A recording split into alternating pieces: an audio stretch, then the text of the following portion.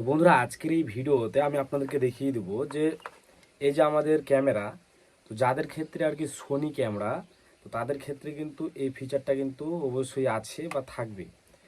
তো এই যে সোনি ক্যামেরা থেকে আমরা কিন্তু মনিটর ইউজ করব মোবাইল, মানে এই যে ডিসপ্লেতে যেগুলো শো হবে, আমরা যেটা দেখব ক্যামেরাতে, সেই কিন্তু একই সিস্টেমে কিন্তু আমাদের মোবাইলের ডিসপ্লেতে কিন্তু শো হবে। এক্ষেত্রে কিন্তু আমরা বড় বড় দেখতে পারবো, প্লাস আমরা কিন্তু সহজে বুঝতে পারবো যে কোন দিকে কি খারাপ।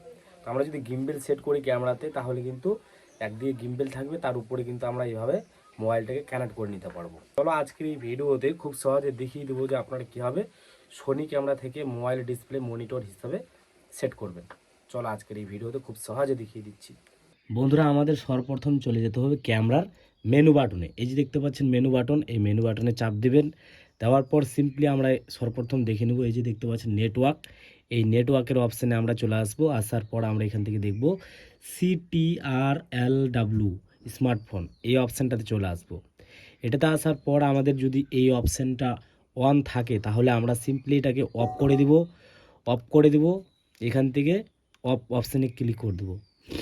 তারপর আমরা চলে যাব আবারও উপরে গিয়ে আমরা চলে যাব সেট আপ অপশানে।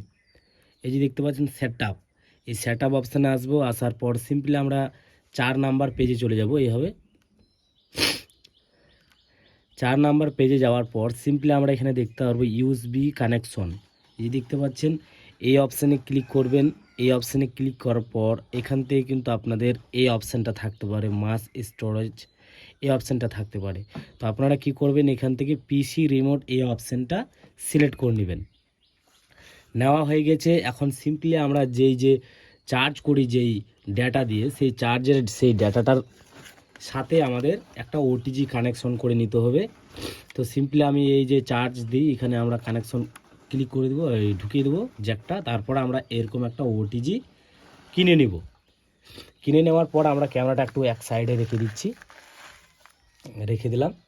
দেওয়া হয়ে গেলে আমাদের মোবাইলে চলে যেতে হবে। মোবাইলে যাওয়ার পর সিম্পলিভাবে সার্চ করতে হবে একটা অ্যাপ্লিকেশন, সেটা হচ্ছে কি মনিটর লিখে আপনারা সার্চ করবেন মনিটর প্লাস, তাহলে কিন্তু এরকম ধরনের একটা অ্যাপ্লিকেশন পেয়ে যাবেন। দেখতে পাচ্ছেন, এই অ্যাপ্লিকেশনটা এখান থেকে ইনস্টল করে নেবেন। করা হয়ে গেলে সিম্পলি আপনারা এই যে জ্যাকটা আছে, এই জ্যাকটা মোবাইলে ঢুকিয়ে দেবেন। ঢুকানো হয়ে গেলে সিম্পলিভাবে আপনারা এই অ্যাপ্লিকেশনটা ওপেন করবেন।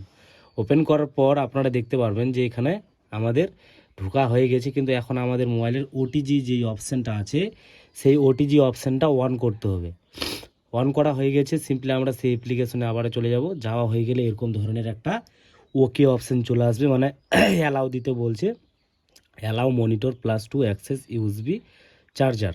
সিম্পলি যদি ক্লিক করি, এই যে দেখতে পাচ্ছেন আমরা এদিকে যা করছি সব কিন্তু আমাদের মোবাইলে সব কিন্তু মনিটর হিসাবে কিন্তু কাজ করছে। এখানে সিগন্যাল পাচ্ছে না, একটু হয়তো প্রবলেম মারছে এক্ষেত্রে, মানে কানেকশনটা এতটা ভালোভাবে পাইনি এই জন্য। এই যে দেখতে পাচ্ছেন, তো এইভাবে কিন্তু আপনারা কানেকশন দিতে পারবেন আপনার মনিটর হিসেবে মোবাইলটাকে।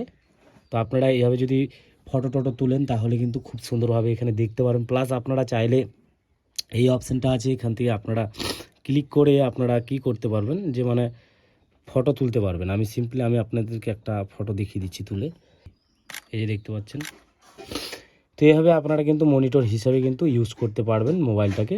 তো এই ছিল আজকের এই ভিডিও। যদি আপনাদের ভালো লাগে তো অবশ্যই ভিডিওতে একটা লাইক আর চ্যানেলটি সাবস্ক্রাইব করতে একেবারেই ভুলবেন না। ভালো থাকবেন, সুস্থ থাকবেন।